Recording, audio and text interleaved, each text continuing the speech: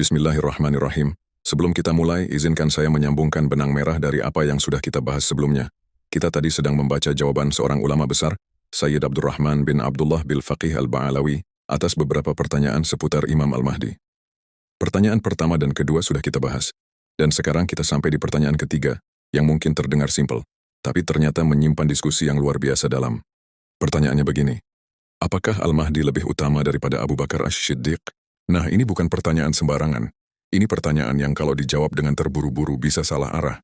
Makanya sang ulama menjawabnya dengan sangat hati-hati, sangat terstruktur dan sangat kaya dengan dalil. Mari kita ikuti pelan-pelan bersama. Soalun 3. Teks kitab dimulai dengan Wa amma qawlu sa'il, halil mahdiyu afdalu min Abi Bakrin as-Siddiq. Adapun pertanyaan dari penanya, apakah Al-Mahdi lebih utama daripada Abu Bakar Ash-Shiddiq? Perhatikan ya. Kata yang dipakai adalah afdalu yang artinya lebih utama atau lebih mulia. Ini istilah teknis dalam ilmu akidah yang disebut tafdil, yaitu ilmu tentang siapa yang lebih tinggi derajatnya di sisi Allah. Kenapa ini penting? Karena dalam Islam, menentukan siapa yang lebih mulia itu bukan soal selera atau pendapat pribadi. Ini soal dalil. Ini soal apa yang Allah dan Rasul-Nya tetapkan. Kalau kita asal ngomong tanpa dasar, kita bisa tersesat. Coba bayangkan seperti ini. Ada dua karyawan terbaik di sebuah perusahaan. Sama-sama bagus. Tapi kalau kamu mau bilang mana yang lebih senior, lebih dihargai, lebih berjasa, kamu harus lihat data perusahaan, lihat rekam jejak, lihat apa yang dibilang oleh pemilik perusahaan sendiri. Tidak bisa asal kira-kira. Nah, dalam agama, yang berperan sebagai pemilik perusahaan itu adalah Allah dan Rasul-Nya.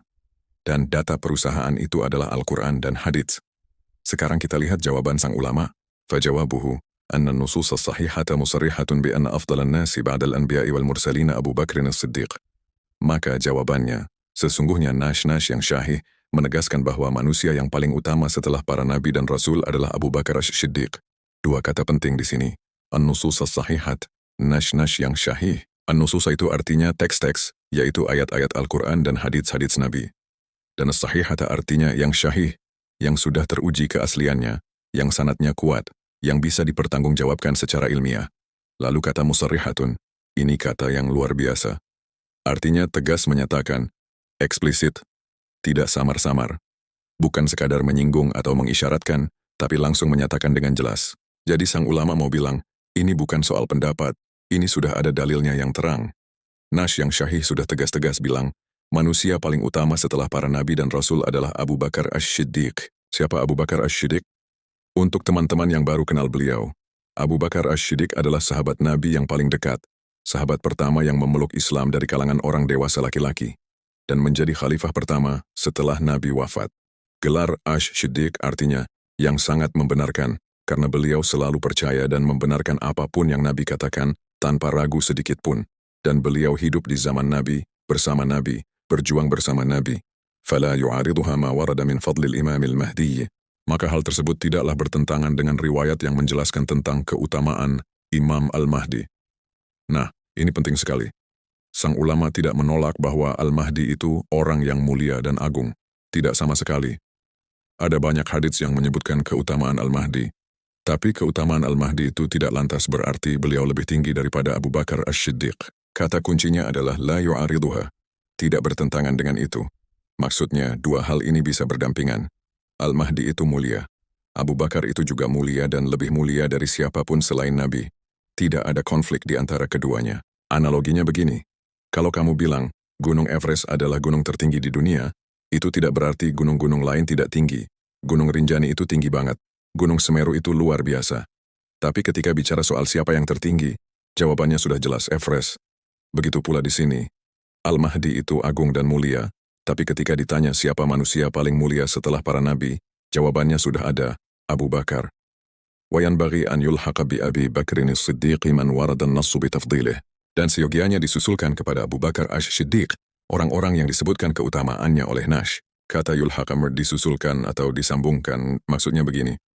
Ada orang-orang tertentu yang secara khusus disebutkan keutamaannya dalam Al-Quran atau Hadits. Mereka ini mendapat tempat tersendiri, diakui kemuliaan khususnya. Al-Mahdi adalah salah satunya, disebutkan oleh hadits yang syahih sebagai pemimpin umat di akhir zaman yang luar biasa. Maka Al-Mahdi punya tempat yang mulia, disusulkan setelah Abu Bakar dalam hierarki keutamaan, bukan berarti setara dengan Abu Bakar, tapi juga bukan diabaikan begitu saja. Sekarang sang ulama melebarkan pembahasan ke sesuatu yang lebih besar. Perhatikan ya, ini bagian yang sangat indah. Bal yadharu tafdilu jami'i sahabati ridwanullahi alaihim ala ghairihim lihaqqi suhbati alladhi la yuwazihi syai'un. Bahkan tampak jelas keutamaan seluruh sahabat ridwanullah alaihim atas selain mereka karena hak syuhbah yang tidak dapat disejajarkan dengan apapun. Kata suhbati atau syuhbah, ini kata kunci yang luar biasa. Artinya persahabatan atau menemani. Tapi dalam konteks ini, syuhbah maksudnya adalah pengalaman hidup bersama Nabi Muhammad Shallallahu Alaihi Wasallam secara langsung. Bertemu beliau, melihat wajahnya, mendengar suaranya, berjuang bersamanya, belajar langsung darinya. Lalu kata, La yuwazihi syai'un. Tidak ada apapun yang dapat menyejajarkannya. Ini kalimat yang sangat tegas. Tidak ada penggantinya. Tidak ada yang bisa menggantikan pengalaman bertemu langsung dengan Nabi. Bayangkan kamu punya guru yang luar biasa. Lalu ada dua kelompok murid. Kelompok pertama belajar langsung dari sang guru, duduk di hadapannya, mendengar suaranya, melihat cara hidupnya setiap hari. Kelompok kedua belajar dari buku-buku yang ditulis oleh murid pertama itu. Kelompok kedua bisa saja sangat cerdas, sangat rajin, sangat berdedikasi. Tapi ada sesuatu yang dimiliki kelompok pertama yang tidak bisa digantikan oleh apapun. Dan itu bukan soal kecerdasan.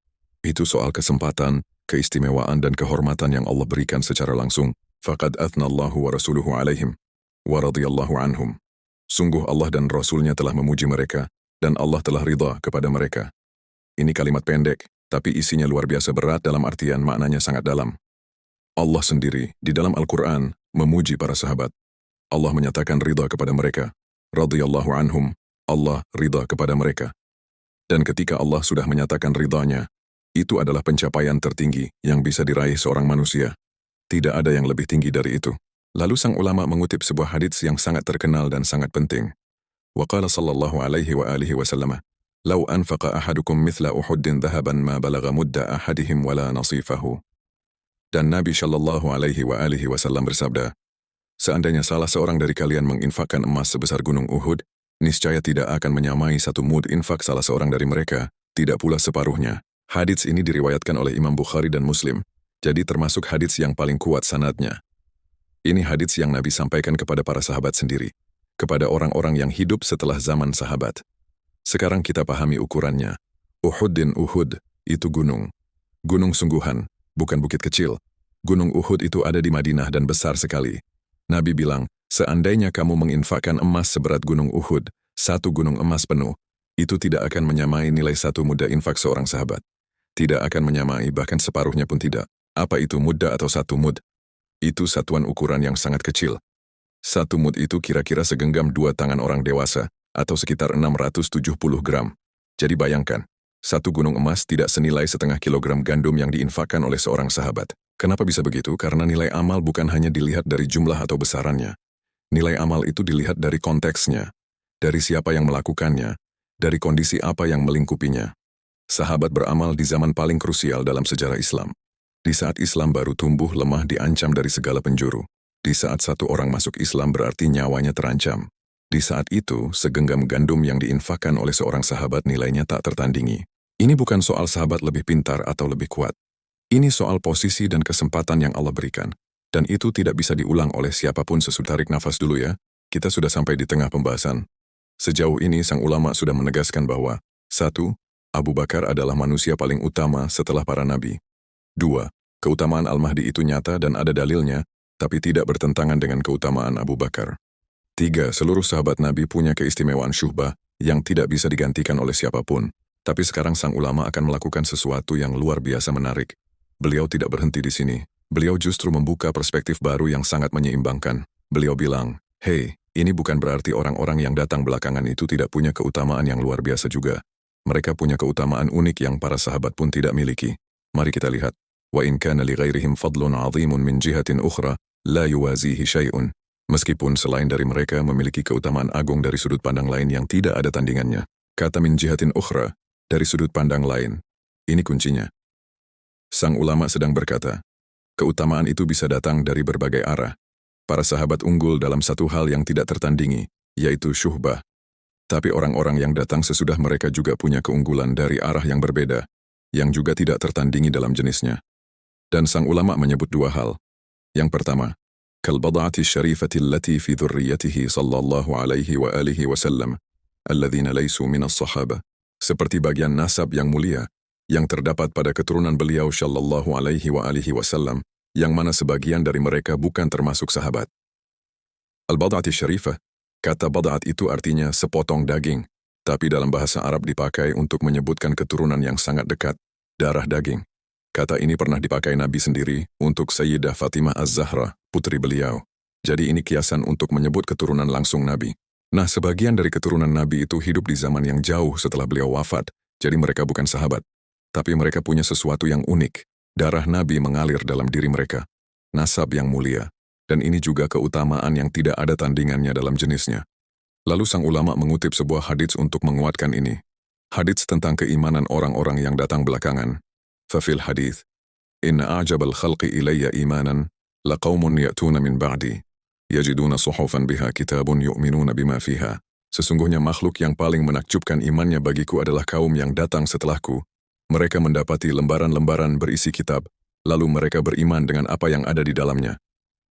Nabi menggunakan kata a'jaba yang paling menakjubkan.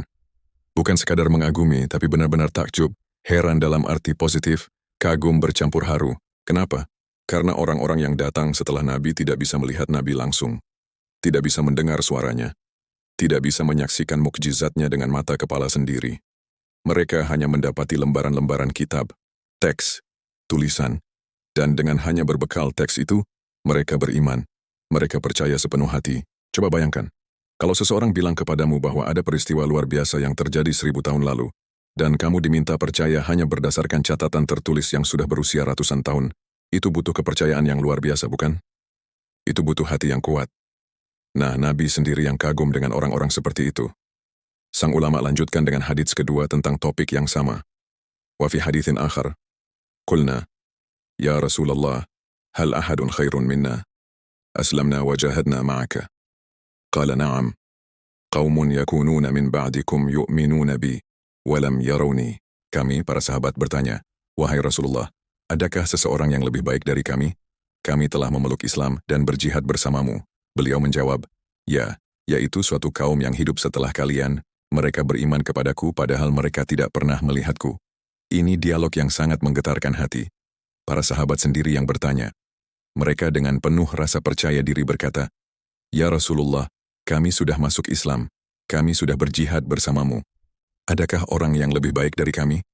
Dan Nabi menjawab, ya, ada. Bayangkan betapa terkejutnya para sahabat mendengar itu.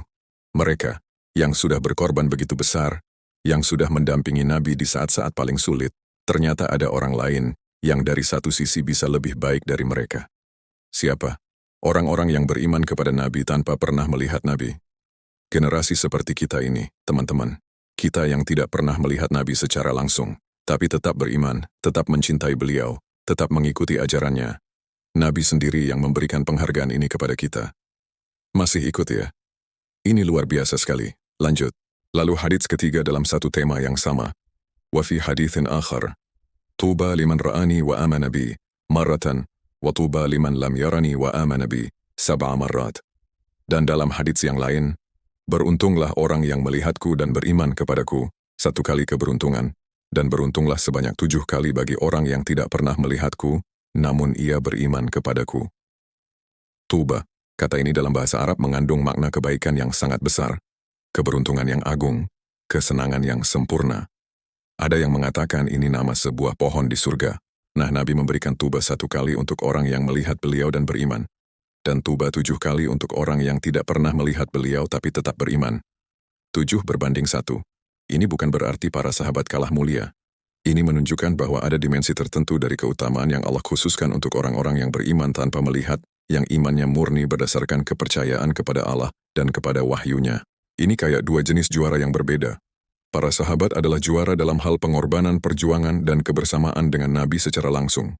Sedangkan kita, umat yang datang belakangan, punya kesempatan untuk menjadi juara dalam hal keimanan kepada yang gaib, keimanan yang tidak butuh bukti nyata di depan mata. Sekarang sang ulama beralih ke keutamaan kedua bagi orang-orang yang datang belakangan, yaitu bersabar, di atas ketakwaan, di zaman yang penuh dengan kesesatan dan fitnah. Wa kas-sabri ala taqwa ma'a kathratil ghayy.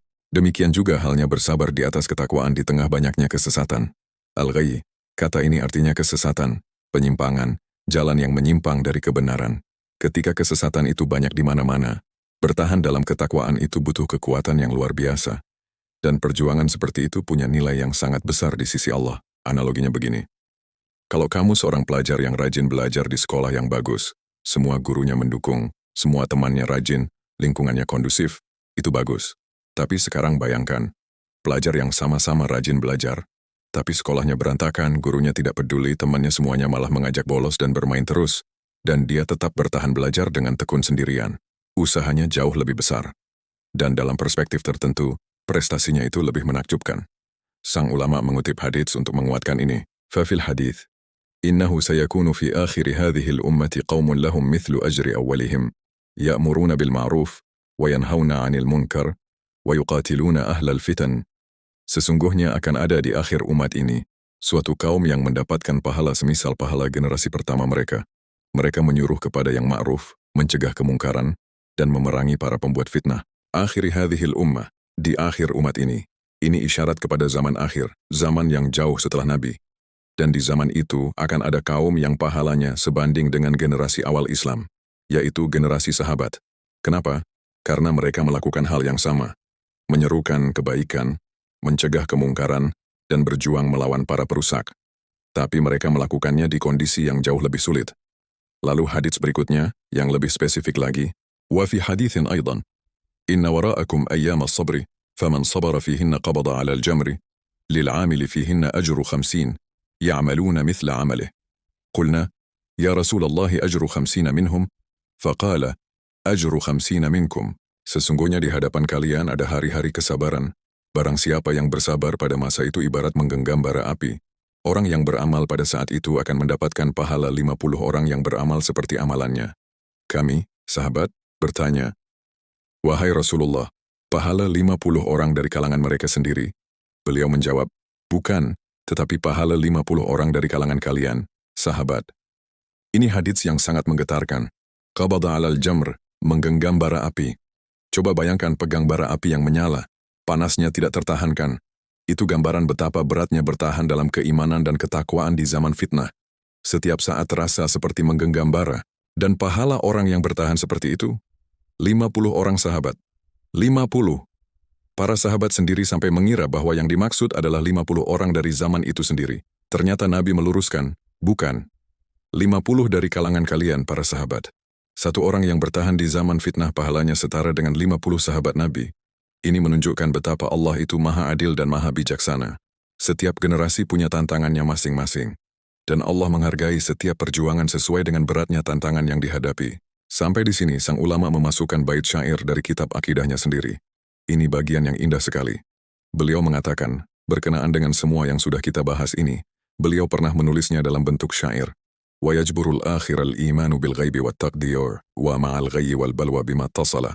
Dan keimanan kepada yang gaib akan menyempurnakan kekurangan orang yang datang belakangan, beserta ketakwaan di tengah kesesatan dan musibah yang terus bersambung. Kata yajburu artinya menyempurnakan atau menambal kekurangan. Orang-orang yang datang belakangan tidak bisa melihat Nabi, tidak bisa merasakan pengalaman langsung bersama beliau.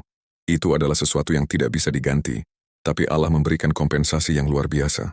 Keimanan kepada yang gaib tanpa melihat langsung, dan ketakwaan yang dipertahankan di tengah lautan kesesatan dan cobaan yang terus berdatangan, bima tasalaman yang terus bersambung. Ini isyarat bahwa musibah dan fitnah di akhir zaman itu tidak berhenti sebentar lalu sudah. Ia terus-menerus, silih berganti, sambung menyambung tiada henti. Dan bertahan dalam kondisi seperti itu adalah keutamaan yang luar biasa. Sang ulama kemudian menjelaskan bait syairnya sendiri, dan mengutip hadits tambahan untuk memperkuat makna musibah yang terus bersambung itu. Ummati ummatun marhumatun la adhaba 'alaiha fil akhirah. Adhabuha fid dunya az-zalazilu wal fitanu wal qatlu. Umatku adalah umat yang dirahmati. Tidak ada azab bagi mereka di akhirat. Azab bagi mereka ditimpakan di dunia berupa gempa bumi, berbagai fitnah, dan pembunuhan. Ini hadits yang sangat membesarkan hati sekaligus menyentuh. Ummatun marhumah, umat yang dirahmati. Umat Muhammad itu bukan umat yang ditinggalkan. Justru sangat dikasihi Allah. Tapi, bentuk kasih sayang itu kadang terasa seperti cobaan. Gempa bumi, fitnah, pembunuhan, kekacauan, semua itu adalah pembersih bagi umat ini di dunia. Sehingga mereka bisa masuk akhirat dalam keadaan bersih. Ini seperti orang yang sakit lalu berobat. Sakitnya itu bisa jadi cara Allah membersihkan dosa-dosanya. Dan ketika sudah sembuh di dunia, dia masuk akhirat dalam keadaan bersih. Beda dengan orang yang tidak pernah sakit tapi dosa-dosanya menumpuk dan baru dibayar di akhirat. Na'udzubillah.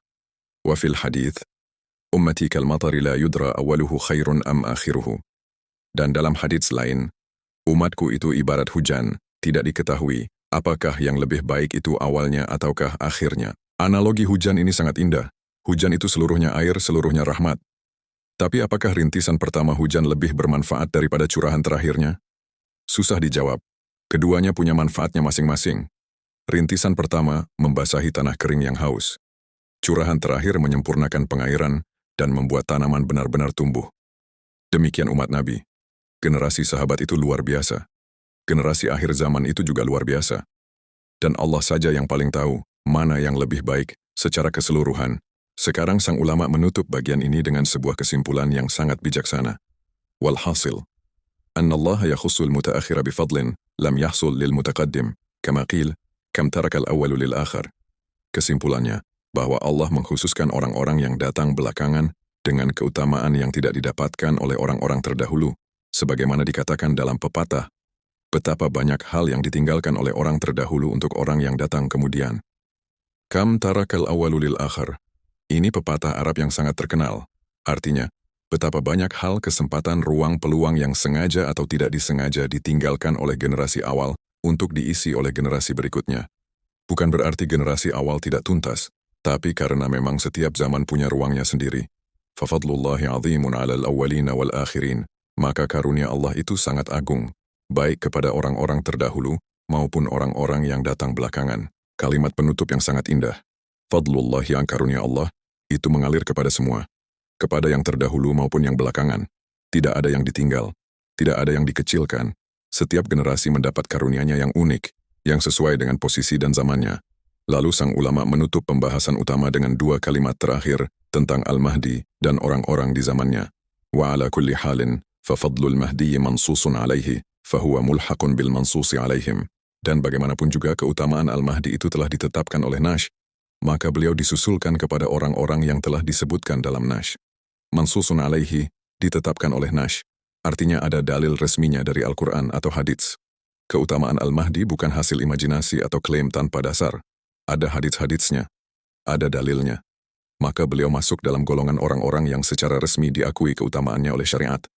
Wa ahlu qarnihi wa ashabuhu wa atba'uhu. Lahum maziyatun ala ghairihim, fahum mulhaquna bil quruni thalathati al-mansusi alaiha. Dan orang-orang yang hidup di zamannya, para sahabatnya serta para pengikutnya, mereka memiliki keistimewaan dibandingkan selain mereka, maka mereka pun disusulkan dengan 3 kurun yang telah disebutkan keutamaannya oleh Nash. 3 kurun yang dimaksud di sini adalah apa yang disebutkan dalam hadits masyhur Nabi. Khairun nasi qarni, thumma alladhina yalunahum, thumma alladhina yalunahum. Sebaik-baik manusia adalah generasiku, lalu generasi setelah mereka, lalu generasi setelah mereka. 3 generasi terbaik dalam sejarah Islam secara umum. Generasi sahabat, tabi'in, dan tabi'at tabi'in. Sang ulama berkata, orang-orang yang hidup bersama Al-Mahdi, para sahabatnya di akhir zaman itu, mereka punya keistimewaan khusus yang menyambungkan mereka ke dalam kategori yang setara dengan 3 generasi terbaik itu. Bukan persis sama, tapi disusulkan ke sana karena ada dalilnya. Wa tafdilu mawqufun ala tawqifin, wala madkhala lil ijtihadi fi dhalika, wallahu a'lamu. Dan penentuan keutamaan itu bergantung pada ketetapan wahyu, dan tidak ada celah bagi ijtihad dalam hal tersebut, dan Allah lebih mengetahui. Ini kalimat penutup yang sangat penting. At-tafdilu mawqufun ala tawqifin, penentuan keutamaan itu bergantung pada tauqif, artinya ketetapan dari wahyu. Tauqifun itu istilah teknis yang artinya segala sesuatu yang hanya bisa diketahui melalui wahyu, bukan melalui akal semata atau ijtihad. Dalam bahasa yang lebih sederhana, ini bukan wilayah yang bisa kita tebaklah. Ini bukan wilayah yang bisa kita logikain sendiri. Harus ada dalilnya. Harus ada otoritas dari Allah dan Rasul-Nya. Wala madkhala lil ijtihadi fi dzalika. Tidak ada celah bagi ijtihad dalam hal tersebut. Ijtihad itu upaya maksimal seorang ulama untuk menyimpulkan hukum atau fakta dari dalil-dalil yang ada. Tapi dalam soal siapa yang lebih mulia dari siapa, kita tidak bisa ijtihad bebas. Kita hanya bisa mengikuti apa yang telah ditetapkan oleh dalil. Kalau dalilnya diam tentang sesuatu, kita pun diam. Tidak boleh kita menambah-nambah atau mengurangi. Kita sudah hampir selesai. Tapi masih ada bagian penutup yang sangat penting dan menarik. Ini bukan sekadar salam penutup. Ada informasi berharga di sini. فهذا خلاصة ما ظهر لي في الحالة الراهنة مما فهمته من الأدلة الشرعية. Maka inilah ringkasan dari apa yang tampak bagiku pada keadaan saat ini, berdasarkan apa yang aku pahami dari dalil-dalil syariat. Perhatikan cara sang ulama berkata, mimma fahimtu, berdasarkan apa yang aku pahami. Ini bukan arogan, ini adalah kerendahan hati seorang ulama besar. Beliau tidak bilang, inilah kebenaran mutlak. Beliau bilang, inilah yang tampak bagiku, berdasarkan pemahamanku. Dan kemudian beliau tutup dengan wallahu alam, Allah lebih mengetahui. Ini adalah adab seorang ulama yang sejati. Waqad qara'tu ala walidi, rahimahullahu risalata syekhina Muhammad ibn Rasul al-Barzanji, rahimahullahu, sammaha al-isya'ata fi asyratis sa'ah. Dan sungguh aku telah membacakan di hadapan ayahku rahimahullah sebuah risalah karya guru kami, Muhammad bin Rasul al-Barzanji rahimahullah, yang beliau beri judul Al-Isya'ah fi asyratis sa'ah. Di sini sang ulama menyebut dua nama penting. Pertama, ayahnya sendiri sebagai orang yang di hadapannya beliau pernah membacakan kitab ini, yaitu tradisi talaqi atau membaca kitab di hadapan guru. Kedua, Syekh Muhammad bin Rasul al-Barzanji, seorang ulama besar asal Madinah yang hidup di abad 11 dan 12 Hijriah. Beliau sangat terkenal dalam ilmu hadits dan banyak mengarang kitab. Salah satunya kitab Al-Isya'ah fi asyratis sa'ah, yang artinya kurang lebih penyebaran berita tentang tanda-tanda hari kiamat. Kitab ini khusus membahas tanda-tanda kiamat berdasarkan hadits-hadits Nabi, termasuk di dalamnya tentang Al-Mahdi, Dajjal, turunnya Nabi Isa, dan sebagainya. Dzakara fiha ghaliba ma dzakartuh, walakin tala ahdi biha, walam tahdurni al-ana. Beliau menyebutkan di dalamnya sebagian besar hal yang telah aku sebutkan, akan tetapi masaku mempelajari kitab itu sudah lama berlalu, dan kitab itu tidak ada di hadapanku saat ini. Ini jujur sekali. Sang ulama mengakui bahwa beliau tidak sedang memegang kitab Al-Isya'ah saat menulis jawaban ini. Beliau menjawab berdasarkan ingatan dan pemahamannya yang sudah terinternalisasi bertahun-tahun. Dan ini menunjukkan kualitas seorang ulama yang benar-benar hafal dan menguasai isi kitab, bukan sekadar menyalin. Wa naqala fiha aidan ma naqaltum an syaikhih, Syekhina Ibrahim bin Hasan al-Kurdi al-Makki, rahimahullahu. Beliau juga mengutip di dalamnya apa yang telah kalian kutip dari gurunya, yaitu guru kami Ibrahim bin Hasan al-Kurdi al-Makki, rahimahullah. Siapa Ibrahim bin Hasan al-Kurdi al-Makki? Beliau adalah ulama besar yang berasal dari Kurdistan, tinggal di Makkah, dan beliau adalah guru dari Muhammad bin Rasul al-Barzanji yang baru kita sebutkan. Beliau hidup di sekitar abad 11 Hijriah dan dikenal sebagai ahli dalam berbagai bidang ilmu Islam. Kata Al-Makki di belakang namanya menunjukkan bahwa beliau menetap dan mengajar di Makkah. Wa mimma ahfadhuhu minha annahu naqala an ba'd al-Hanafiyyah anna al-Mahdiyya yakunu ala madhhab al-Imam Abi Hanifah lianna muluk al-ardi aktharuhum ala madhhabih wa raddahu as-Sayyid Muhammadun wa zayyafah. Dan di antara yang aku hafal dari kitab tersebut bahwa beliau mengutip dari sebagian ulama Hanafiyah bahwa Al-Mahdi itu berpegang pada mazhab Imam Abu Hanifah karena para raja di bumi ini mayoritasnya mengikuti mazhabnya. Namun Sayyid Muhammad al-Barzanji menolak pendapat tersebut dan menganggapnya lemah. Nah, ini menarik sekali. Ada sebagian ulama dari kalangan mazhab Hanafi yang berpendapat bahwa Al-Mahdi itu akan bermazhab Hanafi. Alasan mereka, mayoritas raja dan penguasa di zaman itu mengikuti mazhab Hanafi, terutama karena Kesultanan Utsmani yang sangat kuat saat itu bermazhab Hanafi. Jadi mereka menyimpulkan bahwa Al-Mahdi pun akan bermazhab Hanafi, tapi Sayyid Muhammad al-Barzanji menolak dan menganggap pendapat ini lemah. Dan memang, ini pendapat yang tidak berdasarkan hadits yang kuat. Ini lebih seperti qiyas atau analogi yang tidak tepat. Bahwa seseorang akan bermazhab tertentu karena penguasa zamannya bermazhab itu, adalah logika yang sangat longgar dan tidak bisa dijadikan dasar dalam menentukan sifat Al-Mahdi yang sudah disebutkan dalam hadits. Wa dzakara an ba'dihim anna akthara a'adihi al-fuqaha'u wa ma adri min aina akhadahu. Dan beliau menyebutkan dari sebagian mereka bahwa musuh terbanyak beliau Al-Mahdi adalah para fuqaha. Dan aku tidak tahu dari mana ia mengambil itu. Ini bagian yang sangat menarik. Ada riwayat atau pendapat dari sebagian orang bahwa Al-Mahdi kelak akan banyak berhadapan dengan para fuqaha atau ahli fikih, yang justru menjadi musuh atau penentangnya. Dan sang ulama penulis jawaban ini menanggapinya dengan nada heran dan skeptis. Wa ma adri min aina akhadahu. Aku tidak tahu dari mana ia mengambil itu. Ini adalah contoh sikap kritis seorang ulama. Kalau ada sebuah klaim atau riwayat yang tidak jelas sumbernya, ulama yang benar-benar ahli tidak akan menerimanya begitu saja. Beliau dengan terus terang berkata, saya tidak tahu dasarnya dari mana. Ini adalah kejujuran ilmiah yang langka dan sangat patut diteladani. Kita hampir di ujung. Sang ulama menutup dengan sebuah janji dan penjelasan tentang keterbatasannya. Wa insyaallahu ta'ala wa yassara li, allaftu fi dhalika risalatan, adhkuru fiha al-adillata bitahqiq, ala husni tariq, kama talabtum, fa inna kitabakum lam yasil illa waqta safar. Dan jika Allah Ta'ala menghendaki, serta memberikan kemudahan bagiku, aku akan menyusun sebuah risalah mengenai hal tersebut, yang di dalamnya aku akan menyebutkan dalil-dalil dengan tahqiq melalui metode yang baik, sebagaimana yang kalian minta.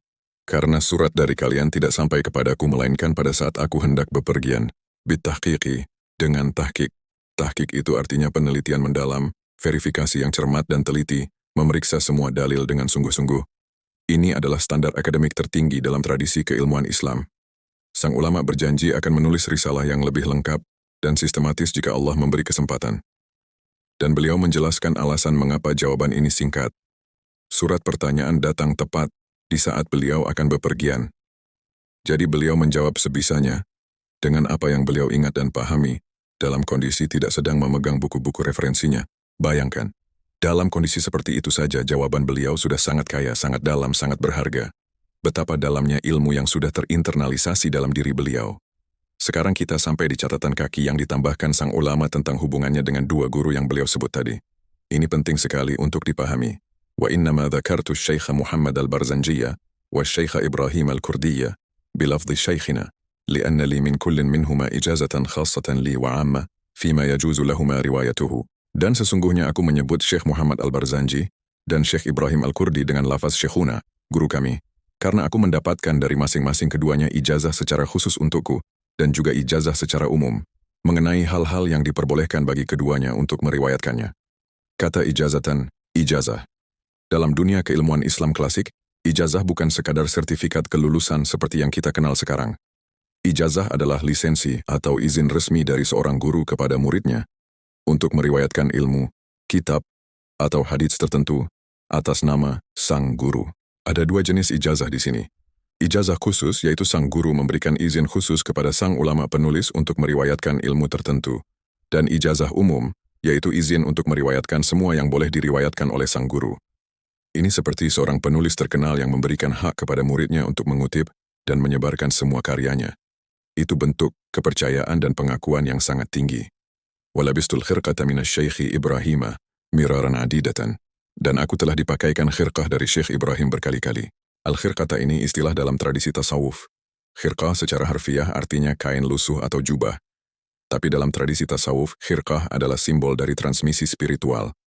Seorang syekh sufi memasangkan khirqah kepada muridnya sebagai tanda bahwa ia telah diterima dalam silsilah spiritual, bahwa ia mendapatkan berkah dan bimbingan spiritual dari sang guru. Ini bukan sekadar formalitas. Ini adalah ikatan yang sangat dalam antara guru dan murid dalam dimensi spiritual. Dan sang ulama mengakui bahwa beliau menerima khirqah ini tidak hanya sekali, tapi miraran adidatan, berkali-kali, banyak kesempatan. Ini menunjukkan betapa kuatnya hubungan dan betapa besar kepercayaan Syekh Ibrahim al-Kurdi kepada beliau. Dan kitab ini ditutup dengan kalimat yang mulia, Intaha ma ajaba bihi maulana al-allamatu sayyiduna wa barakatuna, Abdurrahman ibn Abdullah bil-Faqih Ba'alawi. Selesailah apa yang dijawab oleh Maulana al-Allamah, Sayyid kami dan keberkahan kami, Abdurrahman bin Abdullah bil-Faqih Ba'alawi. Al-Allamah itu gelar yang diberikan kepada ulama yang sangat tinggi ilmunya, hampir menguasai segala bidang ilmu. Ini bukan gelar sembarangan dalam tradisi keilmuan Islam. Sayyiduna wa barakatuna, Sayyid kami dan keberkahan kami. Ini ekspresi rasa hormat, cinta, dan penghargaan yang sangat dalam dari murid-murid dan pengikutnya kepada sang ulama. Lalu nama lengkap beliau, Abdurrahman bin Abdullah bil-Faqih Ba'alawi. Ba'alawi adalah nisbat kepada keluarga besar Ba'alawi, keturunan Nabi Muhammad SAW melalui jalur cucu beliau, Al-Husain, yang kemudian berkembang menjadi ulama-ulama besar di Hadramaut, Yaman. Wa sallallahu ala sayyidina Muhammadin wa ala alihi wa sahbihi wa sallama. Semoga salawat dan salam Allah senantiasa tercurah kepada junjungan kita Nabi Muhammad, serta kepada keluarga dan para sahabatnya. Dan ini adalah cara yang sangat baik dan mulia untuk menutup sebuah karya ilmiah, dengan bersalawat kepada Nabi Muhammad SAW. Oke, kita sudah selesai membaca seluruh teks. Sekarang izinkan saya merangkumnya dengan bahasa yang sangat sederhana, seperti sedang cerita ke teman yang baru bergabung dan ketinggalan semuanya. Ada pertanyaan? Apakah Al-Mahdi lebih mulia dari Abu Bakar As-Siddiq? Jawaban sang ulama, tidak. Karena dalil yang syahih sudah menetapkan bahwa Abu Bakar adalah manusia paling mulia setelah para nabi. Keutamaan Al-Mahdi itu nyata dan ada dalilnya, tapi tidak bisa mengalahkan keutamaan Abu Bakar. Lalu sang ulama menjelaskan bahwa seluruh sahabat Nabi punya keutamaan unik yang tidak bisa digantikan. Mereka pernah bertemu, melihat, dan hidup bersama Nabi langsung. Itu nilainya tidak ada tandingannya. Tapi, dan ini penting, bukan berarti orang-orang yang datang belakangan itu tidak punya keutamaan.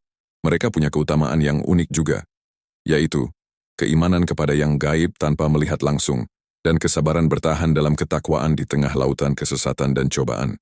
Dan Nabi sendiri sangat kagum dan memberikan penghargaan kepada orang-orang seperti itu. Kesimpulan terakhir, Allah itu Maha Adil. Setiap generasi mendapat karunia-Nya sendiri. Dan dalam menentukan siapa yang lebih mulia dari siapa, kita tidak boleh sembarangan. Harus ikut dalil. Kalau dalilnya diam, kita pun harus diam. Luar biasa, bukan? Satu pertanyaan singkat, tapi jawabannya membawa kita menyelami kebijaksanaan Islam yang begitu dalam dan menyeluruh. Wallahu a'lam bishawab.